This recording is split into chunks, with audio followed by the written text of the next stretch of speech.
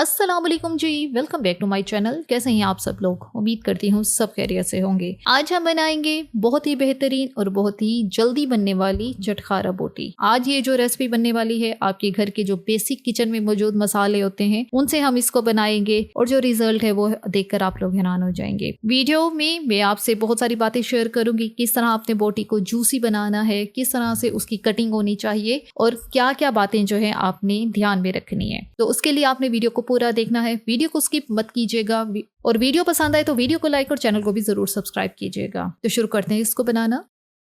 सबसे पहले जो है यहाँ पे हमने गोश्त लिया है, 400 ग्राम ये गोश्त है और छोटी छोटी इसकी बोटियां हैं। हमने यहाँ पे जो है बीफ का इस्तेमाल किया है, आप लोग चाहे तो मटन के साथ भी ये रेसिपी बना सकते हैं। साथ इसमें डालेंगे 1 टेबलस्पून अदरक लहसुन का पेस्ट। प्रेशर कुकर में अब हम ये जो गोश्त है इसको पका रहे हैं। एक छोटे साइज की प्याज उसको रफली काट के वो हमने डाली है यहाँ पर। साथ इसके डालेंगे यहाँ पे 1/4 कप दही, घर का रेगुलर ये दही है। नमक 1/2 टी-स्पून। अच्छी तरह से मिक्स करेंगे। नमक जो है 1/2 टी-स्पून यहाँ पे डाला है, बाद में जो है चख लेंगे, अगर कम लगेगा तो हम लोग और शामिल कर सकते हैं।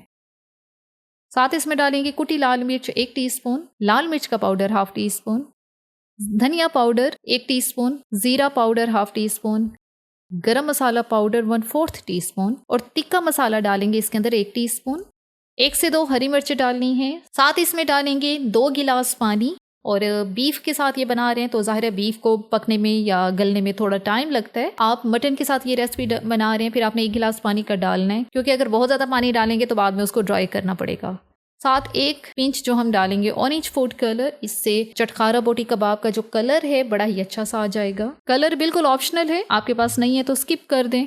कवर करें। कवर करने के बाद हमने इसको विसल के स्टार्ट होने के बाद हमने इसको 15 मिनट पकाना है। प्रेशर कुकर में 15 मिनट लगेंगे। बीफ है तो उसको ज़्यादा टाइम लगता है, शायद आपको 20 मिनट भी लगें, लेकिन शर्त यह है कि आपने गोश्त को अच्छी तरह से यहाँ पे बिल्कुल सॉफ्ट सा बहुत ही अच्छी तरह से गलाना है। 15 से 16 मिनट के बाद इसका कवर हटाते हैं। सारा प्रेशर पहले रिलीज करना है। पानी तकरीबन सारा खुश्क हो चुका है। ये थोड़ा सा भी जो बचा है इसको भी हमने यहीं पर ही खुश्क करना है। बोटी अच्छी तरह से सॉफ्ट होनी चाहिए इस रेसिपी के लिए, क्योंकि वरना क्या होगा, जो रेशा होता है वो सख्त रह जाएगा और फिर इस चटखारा बोटी का वो मज़ा नहीं आएगा।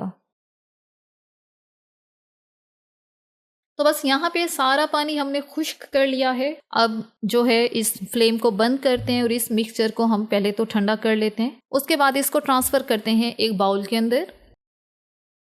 अब इसमें डालेंगे चाट मसाला 1/2 टी-स्पून और फिर इसमें डालेंगे बेसन। बेसन जो है यहाँ पे मैं 2 टेबलस्पून इस्तेमाल कर रही हूँ और बिल्कुल थोड़ा सा पानी डालेंगे ताकि ये जो बेसन है ये अच्छी तरह से मिक्स हो जाए और ये जो सारी बोटियाँ इनको लग जाए। पानी इस्तेमाल आप या तो ना करें, पहले मिक्स करें, अगर ज़रूरत हो तब इस्तेमाल करें, लेकिन हमने बिल्कुल थोड़ा सा ही तकरीबन 1 चम्मच जितना पानी डाला है और ताकि ये मिक्सर जो है अच्छी तरह से मिक्स होकर बोटियों को लगे। बेसन नहीं है तो यहाँ पे कॉर्नफ्लोर का इस्तेमाल कर सकते हैं आप लोग। अच्छी तरह से मिक्स कर लिया है। अब अगला स्टेप जो है इनको फ्राई करने का है। फ्राई करने के लिए यहाँ पे पैन में ऑयल लिया है, थोड़ा सा ऑयल लेना है। डीप फ्राई मैं इन बोटियों को नहीं करती।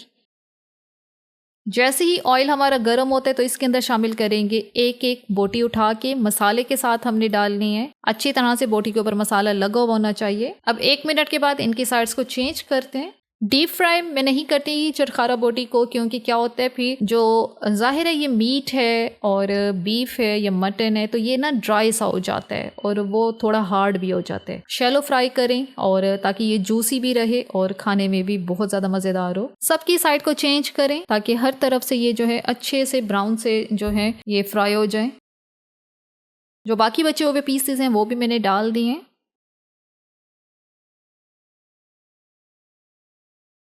तो बस यहाँ पे हमारे बेहतरीन किस्म के जो चटखारा बोटी है ये अच्छी सी फ्राई हो चुकी है और इसको हम पैन से बाहर निकालते हैं। अब मीट तो हमारा जो है अच्छी तरह से पका हुआ था। अब यहाँ पे बेसिकली हमने करना क्या था कि ये जो हमने इसके अंदर बेसन डाला है उसको हमने पकाना था ताकि जो बोटियाँ हैं ऊपर से क्रिस्पी सी हो जाएं और अंदर से ये जूसी रहें। तो हमारी बेहतरीन किस्म की चटखारा बोटी जो है रेडी हो चुकी है। अब इसको हम लोग जो है इस सर्विंग प्लेट में डाल देते हैं और यहाँ पे आपके सामने हमारी बेहतरीन किस्म की और बहुत आसानी से बनने वाली चटखारा बोटी जो है रेडी हो चुकी है। ईद पे क्या होता है, हमारे पास ज़्यादा क्वांटिटी में गोश्त जो है अवेलेबल होता है, तो हम इस तरह की रेसिपीज़ बनाते हैं ताकि आपका गोश्त भी जो है वो ज़्यादा कंज्यूम हो और उसके बाद जो रेसिपी बने वो भी आपकी बेहतरीन तैयार हो। क्योंकि इस तरह की जो रेसिपी है आप इसको एज ए स्टार्टर ले सकते हैं और मिक्स सैलेड और साथ मैंने मिंट वाला रायता बनाया है, उसके साथ ये बेहतरीन किस्म का जो है एक प्लेटर बन जाता है आपका। गोश्त को आपने प्रेशर कुकर में ही पकाना है और उसमें ये होगा आपका गोश्त अच्छी तरह से जो है नरम होगा, सॉफ्ट होगा। इस रेसिपी के लिए गोश्त बहुत ज़्यादा गला हुआ होना चाहिए, ज़्यादा नरम होना चाहिए, ताकि फिर बाद में जो बोटियां हैं इनको हम फ्राई भी करते हैं ताकि ये सख्त ना हो। और यहाँ पे एक पीस मैं आपको चेक करवाती हूँ कि हमारी बोटी जो है ये कितनी ज़्यादा जूसी सॉफ्ट सी बनी है और ऊपर की लेयर इसकी क्रिस्पी सी है। हाथ लगाने से ही जो गोश्त है वो टूट रहा है और बोटी जो है बहुत ज़्यादा जूसी है। इसी तरह का ही आपने जो है गोश्त को नरम रखना है। रेसिपी को ट्राई करना है, आसान है बनाने में और खाने में बेहद लजीज है। इसी के साथ ही यहाँ पर वीडियो को इख्तिताम करते हैं। अगर आपको हमारी आज की वीडियो अच्छी लगी है तो आपने चैनल को लाजमी सब्सक्राइब करना है, वीडियो को लाइक और शेयर भी ज़रूर करना है। Thanks for watching the video.